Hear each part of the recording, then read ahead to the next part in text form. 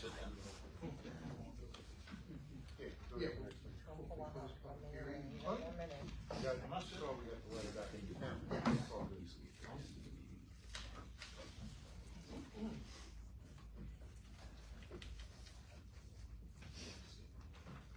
They rushed you for the.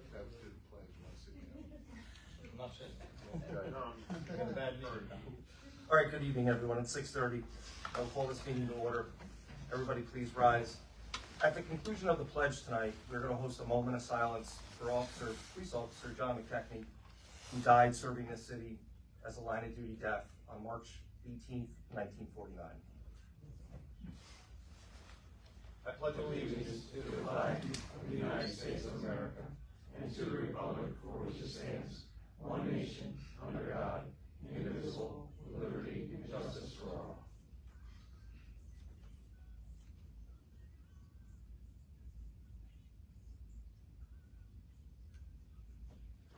May he continue to rest in peace. Thank you, everyone. Okay, roll call. Councilman Vicarello. Jason Vicarello, first ward councilman, present. Colin O'Connell, first ward councilman, present. Maria Mazzara, second ward council president. Michael Hockenberry, Councilman at Large, present. Dominic Sigalese, Mayor, present. Jeffrey Rhodes, Third Ward Council, present. Joe Noni, third ward councilman, present. Jacqueline Dennison, fourth ward council president. Stand so full. Fourth ward What you got councilman. going on, Sam? That was the top result. All right, thank you, everyone. Tonight on public hearing, we have local law number 1 of 2026 as amendment chapter 535, attachment 1 in the table of both use requirements, adding the term owner or caretaker apartment to the neighborhood mixed use. I will entertain a motion to open the public hearing. So moved. Councilman at Large Hockenberry, Second. Councilman Vicarello. All those in favor? Aye. All those opposed? Motion carried. Anyone wishing to speak on behalf of this local law may approach the podium. There is a 5-minute limit per person.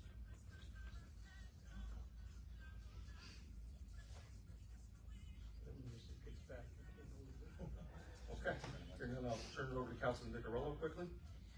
So basically, as I explained before, this was something that was in the bulk tables of chapter 535 in the old code, and somewhere in the transition into the E code, it never made the transition over.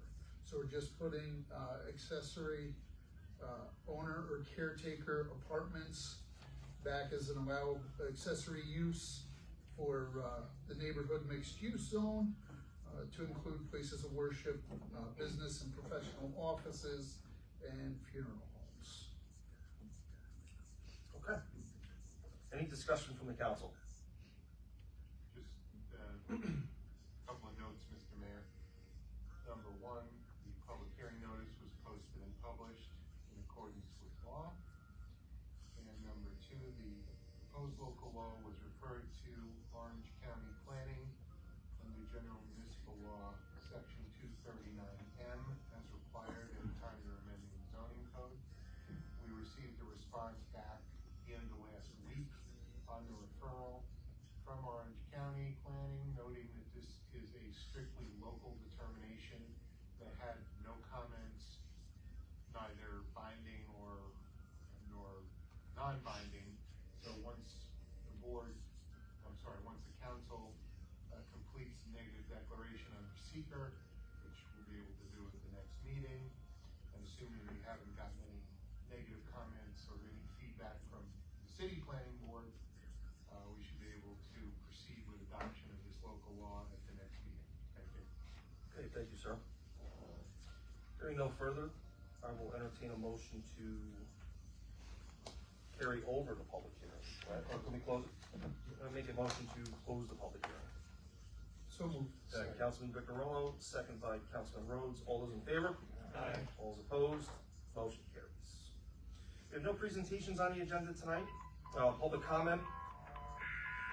We have a lot going on the left end of the council table, your right of the public. Definitely. For public comment, 5-minute limit per person. Ms. Valerie Majinski.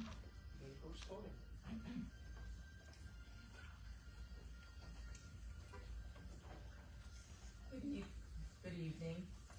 I I'm here with two announcements from Cornell Cooperative Extension and of general information to the public.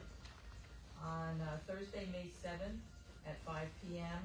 at the VFW on Owen Street, there will be a New York State Homeland Security and Emergency Services Citizen Preparedness Corps training session. And with severe weather events becoming more frequent and more extreme, it is more important than ever that New Yorkers are prepared for disasters. The New York Citizen Preparedness Training Program teaches residents to have the tools and resources to prepare for any type of disaster, respond accordingly, and recover as quickly as possible to normal conditions. This training course will provide an introduction to responding to a natural or man-made disaster. Participants will be advised on how to properly prepare for any disaster, including developing a family emergency plan and stocking up on emergency supplies. Each family that attends will receive one preparedness kit. So again, that's Thursday, May 7th. Registration is required, and to register, you may go to on the internet. It's www.prepare.newyork.gov. Okay, so that's the first one. The second one is with regards to a survey that is being offered by Cornell Cooperative Extension, again, once more. You may find it on their website by going to cceorangecounty.org. So that's Cornell Cooperative Extension, the initials, orangecounty.org. They are working on a climate-related challenges survey. And as they say, we want to hear from you.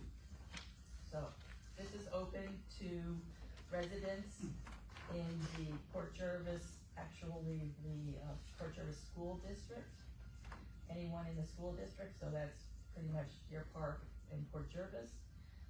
It also includes Middletown, but we're referring specifically to the Port Jervis area. The survey is open currently through Friday, April 24th, the results of which will be shared with each municipality. It takes about 7 to 10 minutes to answer all the questions. Answering only the required questions should take about 3 to 5 minutes. The survey is available in English and Spanish. And note, everyone who responds gets entered into a raffle for one of 10 $100 grocery gift certificates, which in the case you're interested, you would need to provide your email. There are no right or wrong answers, and participants need to live or work in the Middletown, Port Jervis, or surrounding areas. So I took the survey. It's really straightforward, very simple. Basically yes, no questions, and away you go. So again, go to their website and you will see a postcard-like image, and it says, we want to hear from you, and you'll see the link for the survey below that. So I encourage you to participate. And that's it. Thank you, Val. Okay, thank you. Thank you. Mr. Jim Glenn, 5-minute limit.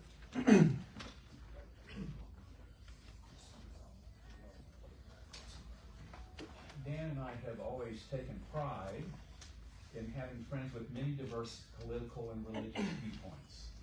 We feel that such diverse viewpoints should not have to affect our friendships, and that this diversity of belief and opinion actually can make our community stronger as long as there's respectful dialogue.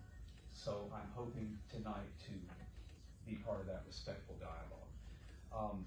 As many Americans, Dan and I have become alarmed at many of the actions we see in the federal administration, to the point that after a lot of reflection, we feel that we need to speak up publicly here in our own community.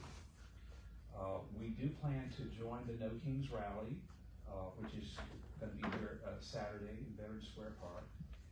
I would like to say this is not an anti-government protest, as I've heard some people say. But we feel that we are speaking out in support of the laws, the rules, the tradition of our government, many of which we feel are coming under attack. So we feel we're pro-government. rally. We do plan to give special honor to the veterans during our rally, and we're going to sing a rousing version of America the Beautiful as part of that. So I think a lot of people conceive us as something very different from what's actually going to happen.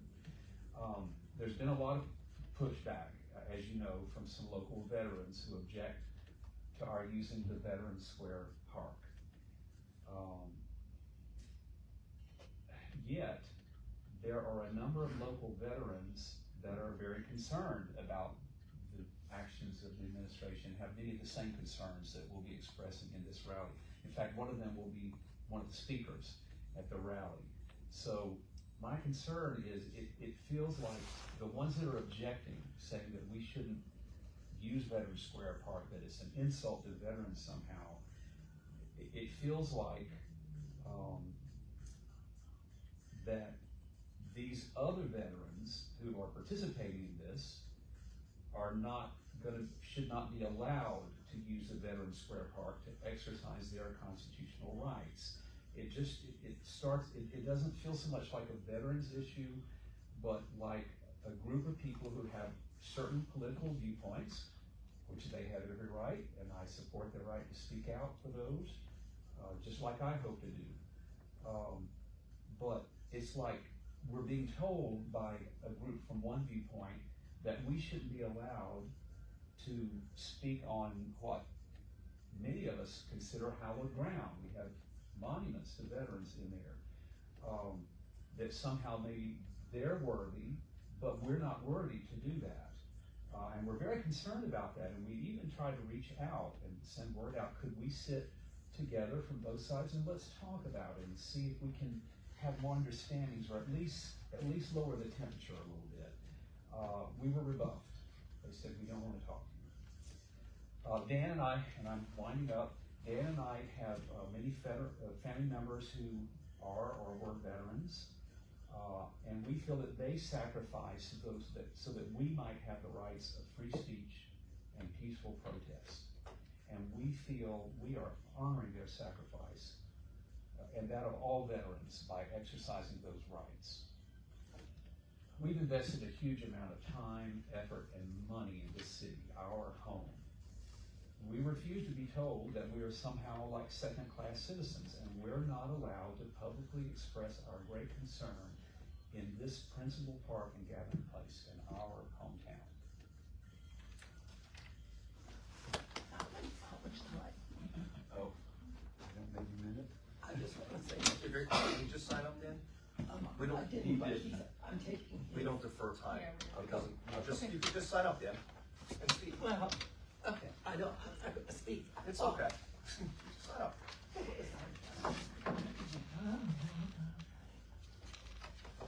Dan, we have a pen over here. Thank you.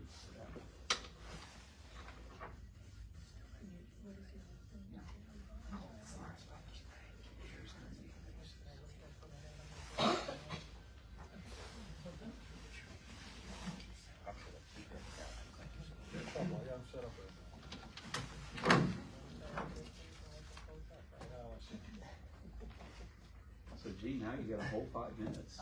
Well, I'm only gonna take a couple. I just want to try and be a little bit more specific, because my father was a veteran, my uncles were veterans, I have a brother who was buried in the veterans cemetery in Minnesota. I have family members in Minneapolis, St. Paul, Minnesota, and they have been terrorized by this government. And I feel like this park belongs to me just as much as it belongs to anyone here.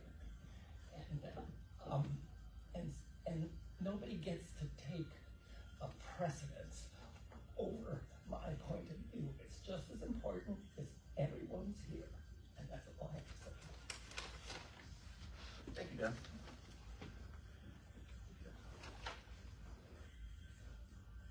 That is it, correct, Stacey? Yes. Okay. Okay, moving on, we have no business in executive session this evening. Approval of minutes, the March 4, 2026 Special Common Council meeting minutes. Got a motion by Councilman Rhodes, second by Councilman Laura Hockenberry. Any discussion? All those in favor? Aye. All opposed? I abstain. Yeah, we got a couple One of people. abstention. I was all right. Yes. Good night. It was on the Wednesday. Stacy. I'll have to abstain, I was not in discussion. Okay. March 9th, 2026, Common Council meeting minutes. So moved. Councilman Rhodes, Second. Councilman Piccarello. All those in favor? Aye. Those opposed? Abstain. Abstain. Two abstentions. Okay. Those in favor, all those opposed, motion carries. All right, moving on to regular business. Code Committee, Councilman Piccarello. Alright, Code Committee has not met since our last meeting. They've been very busy down in the department. I speak with them on a regular basis and they're moving forward with a lot of their spring functions. Our next Code Committee meeting will be April 1st, 6:30 here in the council chambers. And that's all I have under Code. Okay. Police Committee. And under Police Committee, we have a few things. Police Committee met on March 19th here in council chambers. Some of the items discussed was grant initiatives, upgrade of their interview recording system, different trainings for both the officers and command personnel. We've also been working through the hiring process.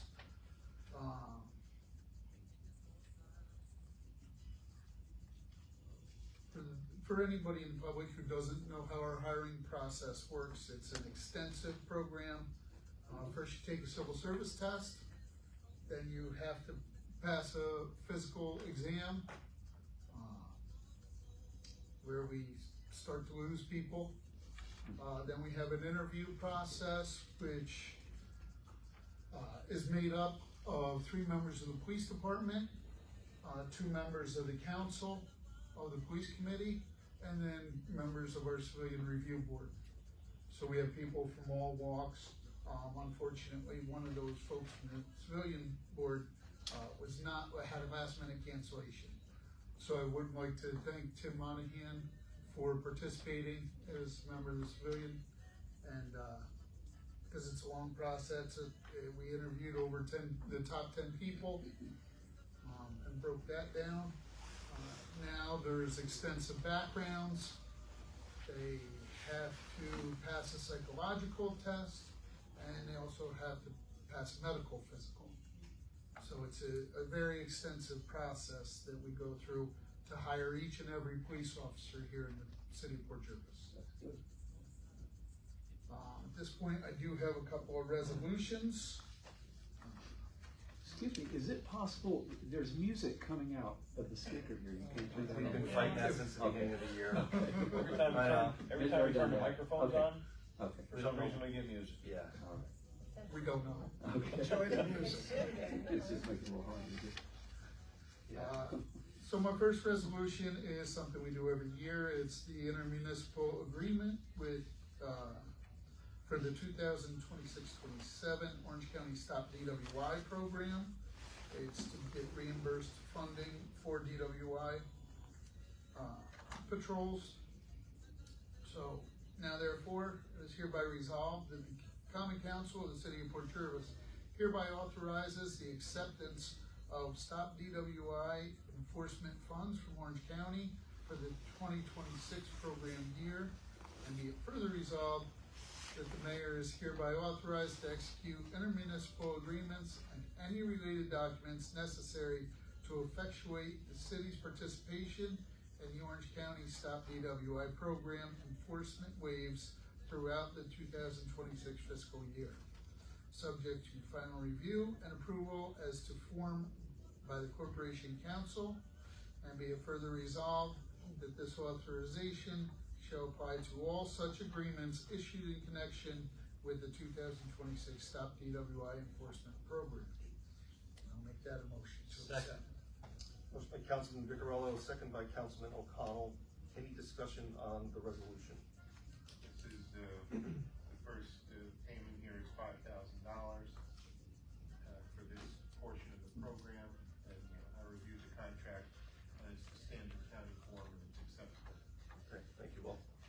All those in favor? Aye. All those opposed? The motion carries.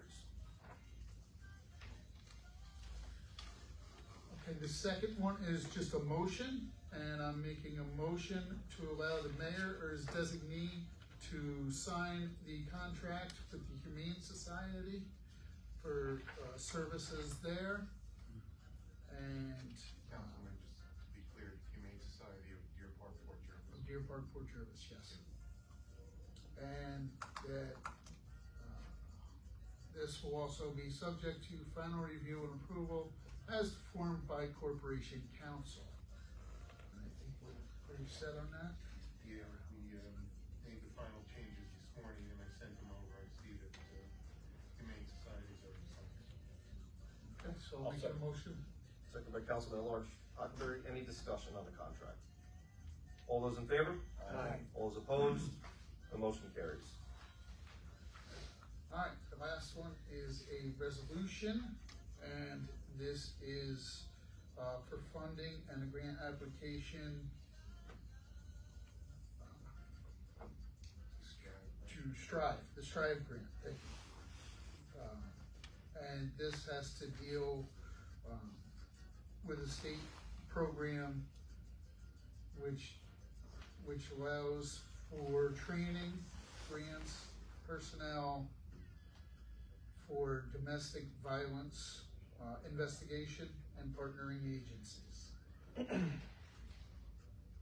So now therefore, this hereby resolved, that the Common Council of the City of Port Jervis hereby authorizes the mayor or his designee to execute any and next memorandum of understanding with Orange County in connection with the Strive Initiative and any related documents necessary to effectuate the city's participation in the Strive program, subject to final review and approval as to form by Corporation Council. And I'll make a motion to accept that. Second. Councilman O'Connell. Any discussion on the Strive MOU? Good to go with citizen. Okay. All those in favor? Aye. All those opposed? Motion carries. All right, the last one is just a bulletin the chief wanted me to read. Coming up, April is National Distracted Driving Awareness Month. In particular, April 9th through the 13th, the Port Jervis City Police Department will participate in the statewide education and enforcement campaign. It's called Put the Phone Away or Pay. According to the Governor's Traffic Safety Committee and preliminary data from the University of Albany's Institute for Traffic Safety Management and Research, driver inattention or distracted contributed to 49,550 crashes in New York State in 2024, including 105 fatals. So they'll be out there. The suggestions that they have, common sense things. If you need to text, pull over to a safe location and park your vehicle first. Remember that distracted driving includes more than texting. Scrolling social media, messaging behind the wheel is also very dangerous. If traveling with passengers, designate someone else to handle your texts or calls. And use your phone's do not disturb feature so your phone doesn't go off as you're driving. And if you're in a vehicle, speak up if you see the driver starting to text while he's driving and tell him, put the phone away or give it to me.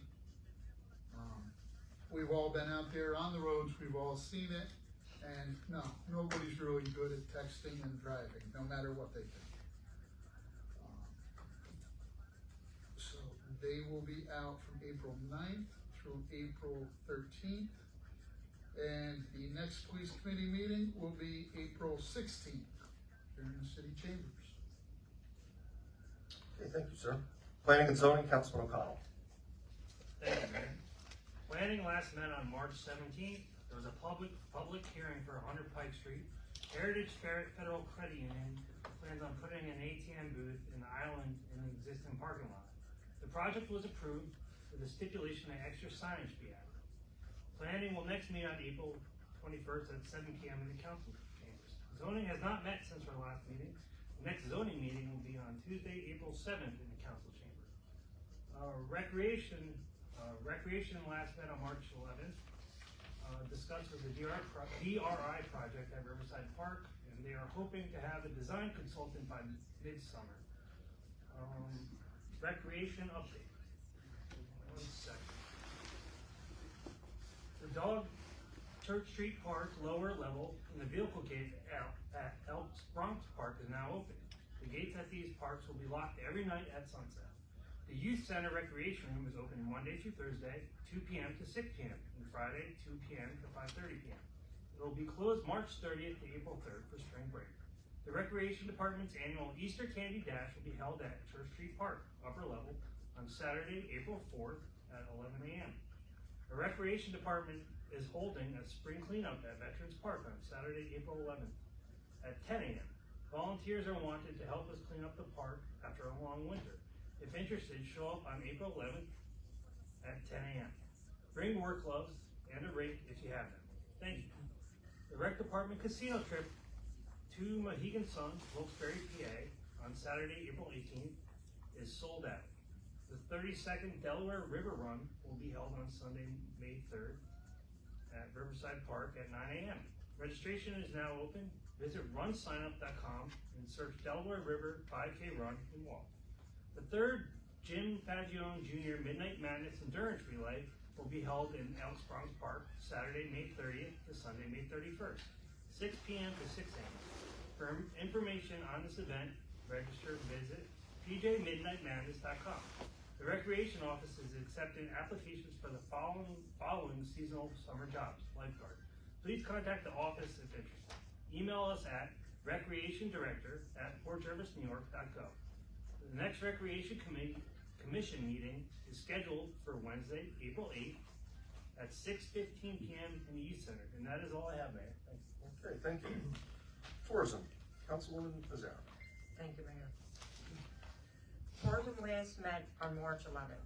The board discussed the St. Patrick's Day Parade and set a date for next year, which will be held on Sunday, March 7th, 2027.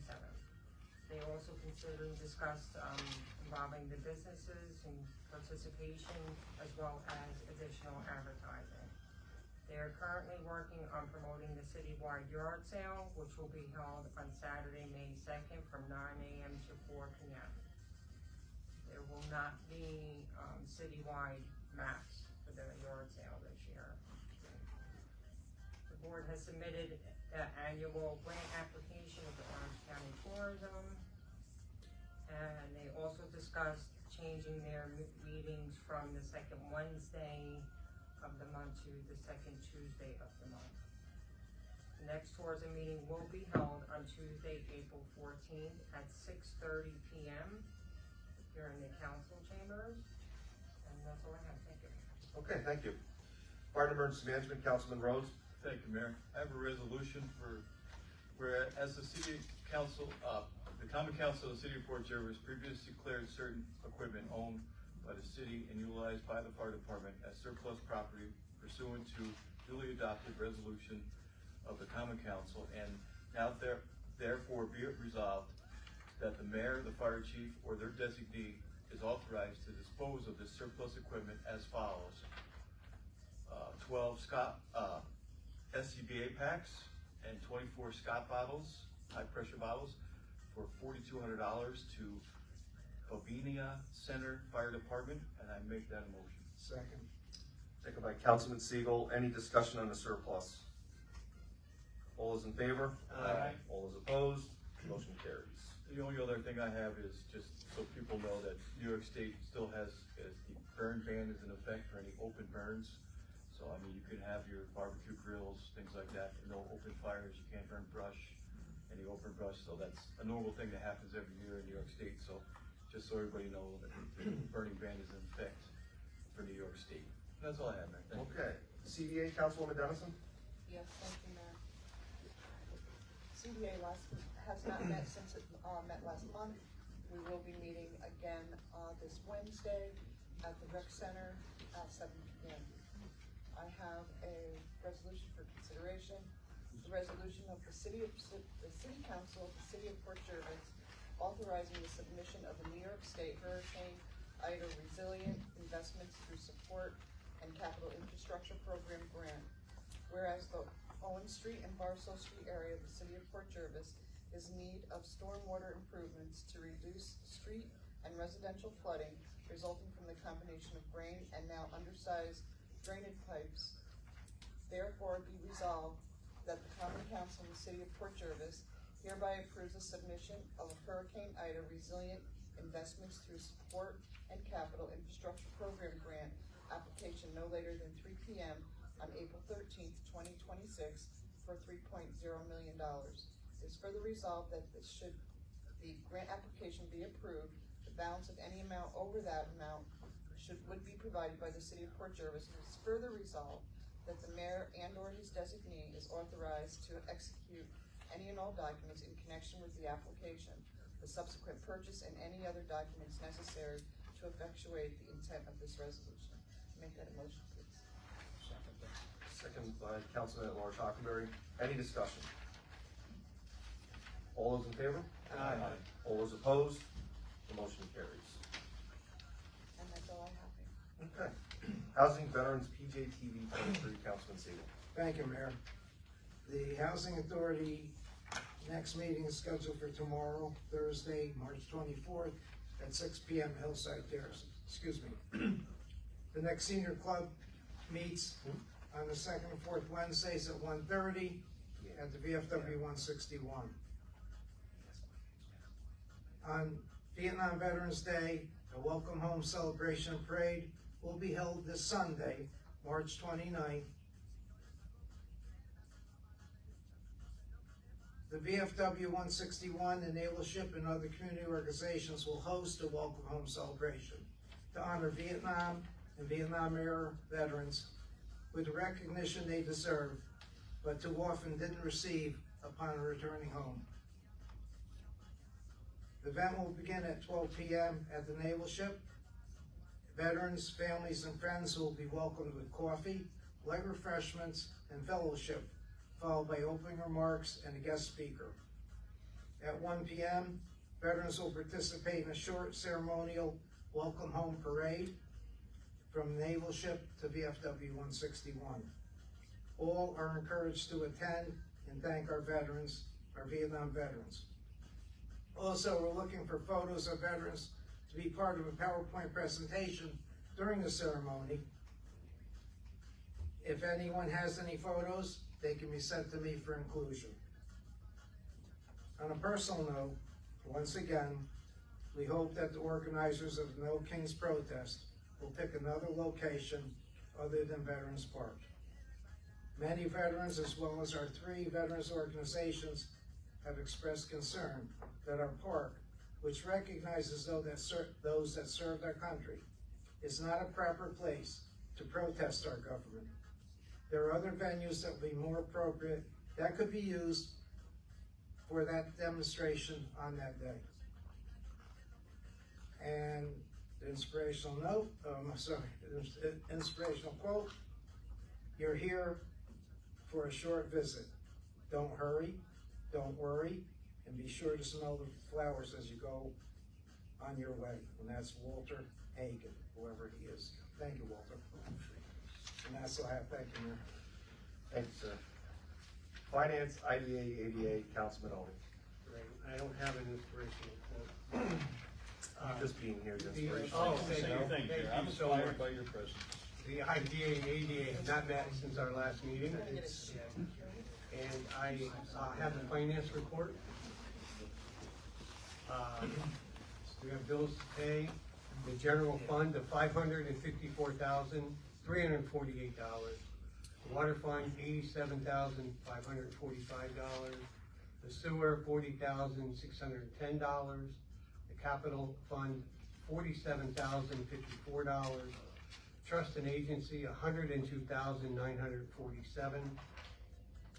For a grand total of $832,506. I left off the cents on all of those, but a couple of the bills highlighted, the general water and sewer funds, police uniform allowances, $45,393. New York State Employee Health Insurance, $358,998.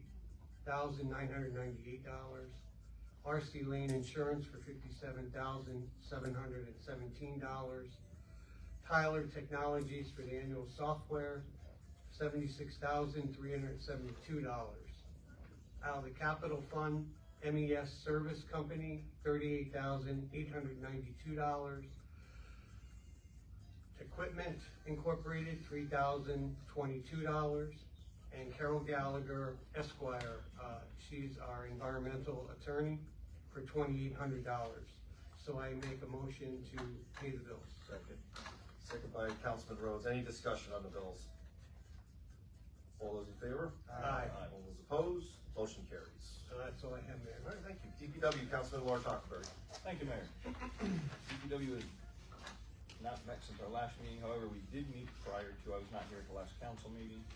We discussed hiring of our employees for the sewer relining project. That will be posted, or I'm working with Steve on that, so hopefully beginning of next week, beginning of the month, we'll be posting for those positions. It'll be a minimum of 4 positions that we are hiring. I'm hoping for 5, but that's gonna be determined. We'll see. We're negotiating. We're having negotiations about that, so. A little internal negotiation. We also discussed the erection of a new administrative building for our DPW. As some of you know, they were displaced last year from their building due to mold issues. They've been housed up in the fire museum at this time in the 2nd floor. We're trying to get them back down closer to their people, so we're looking to put a building up over there for them, permanent, I'm sorry, to get rid of the temporary status that we currently have. Once that's completed, we'll work to move down the rest of the row and replace the building that houses all the equipment. So basically that's what we discussed at our meeting. And for the report, garbage, recycling, and paper pickup will be for the week of March 23rd will be on its normal schedule. For the week of March 30th, garbage, recycling, and paper pickup will also be on its normal schedule. 2026 garbage schedule is available on the city website at www.portriversny.gov or by emailing the DPW office, dpwclerk@portriversny.gov. The compost pile is now open every Saturday, 7:15 a.m. until 11:30 a.m. and that is for Port Jervis residents only. Dump tickets are also available at the city clerk's office. And bag leaves, Tide brush will be picked up every Monday.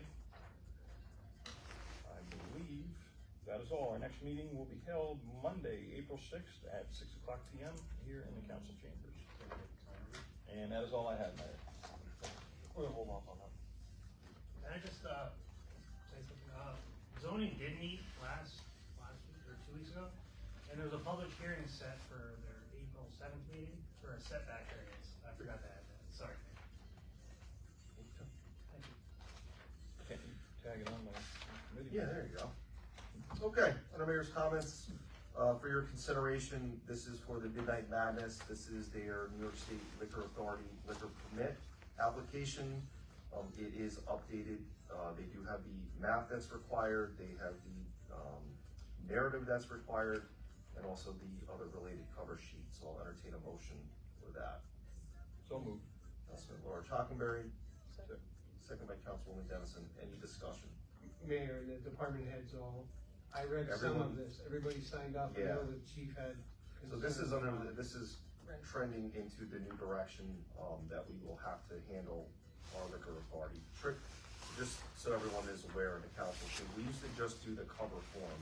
The state's now requiring that they have to be notified at least 30 days ahead of time. So we have to vote on this basically 60 days-ish ahead of time. We'll step in if I'm wrong, but I'm just giving it as generalizations. It has to now also include a narrative, a map, as well as security features, and which the PD have to sign off on also.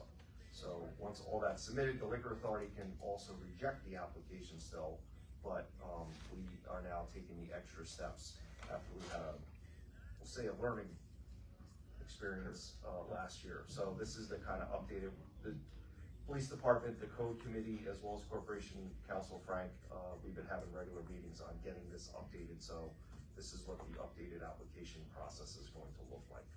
So all those in favor? Aye. All those opposed? That motion carries. For your consideration, dear Mayor and council members, please add to your agenda this request for the Druid United Methodist Church and the Salvation Army of Port Jervis to conduct an Easter sunrise service on Point Peter Easter Sunday, April 5th from 7:30 a.m. till 8:30 a.m. We apologize for the late notice. Easter is very earlier this year. Thank you for your consideration. Motion. Councilman Rhodes. Second. Second by Councilman Oni. Any discussion? All those in favor? Aye. All those opposed? Motion carries. We have a public assembly permit for Cruise and Port 2026. This is from Harold Butler. All of his necessary paperwork is in line. The dates are as follows. Bear with me.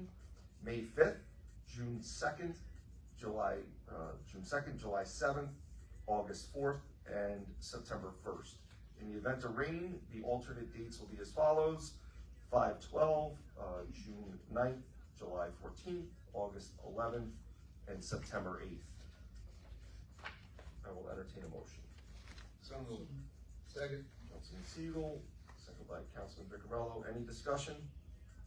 All those in favor? Aye. Any opposed? Motion carries. I have another assembly permit application from the Port Jervis Rotary Club. This is for their annual Flags for Heroes display, which will run May 23rd through July 13th on the city property, which is the corner of Sullivan Avenue and East Main Street, as well as an event that is scheduled for June 6th at same location for 1 hour, and that's to start at 12 o'clock. They also, go ahead. They also have all their their paperwork in order and all the department heads approved. So moved. Second. Councilman Oni, second by Councilman Siegel. Any further discussion? All those in favor? Aye. Those opposed? Motion carries. Another permit assembly this is from the Port Jervis Elks 645 Veterans Committee. This is for their 5th annual Cars in a Park for Veterans Car Show at Riverside Park. This will be held on May 24th, 2006 from 8 a.m. And the rain date will be as follows, which will be May 31st.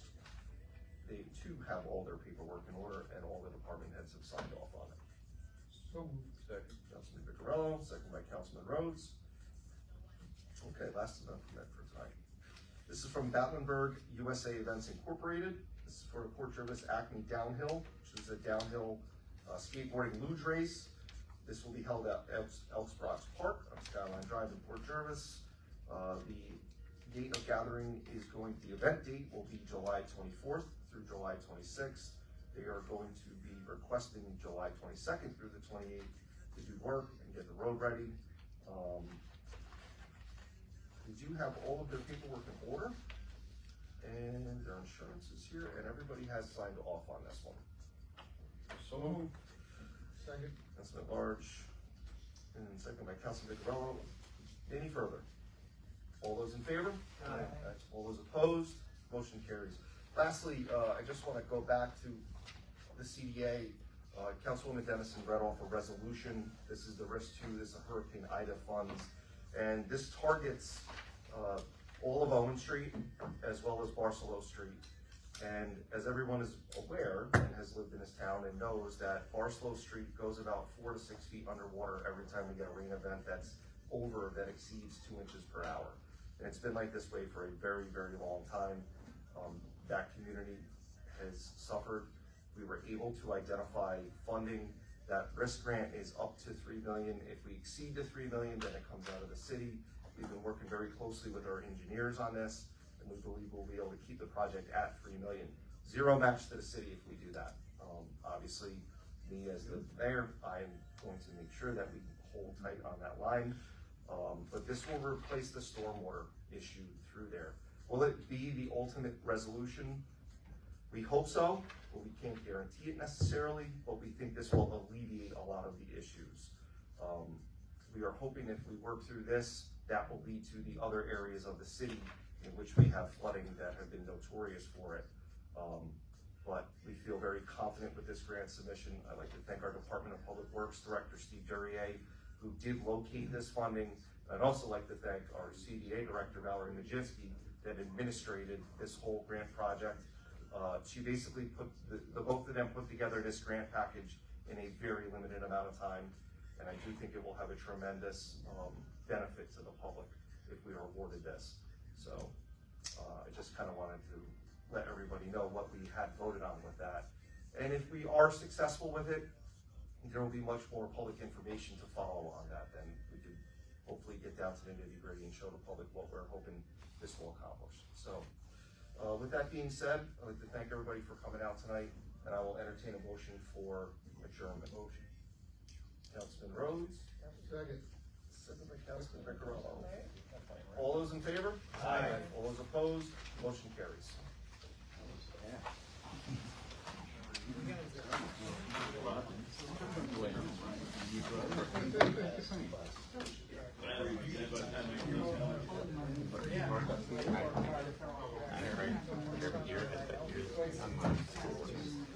You're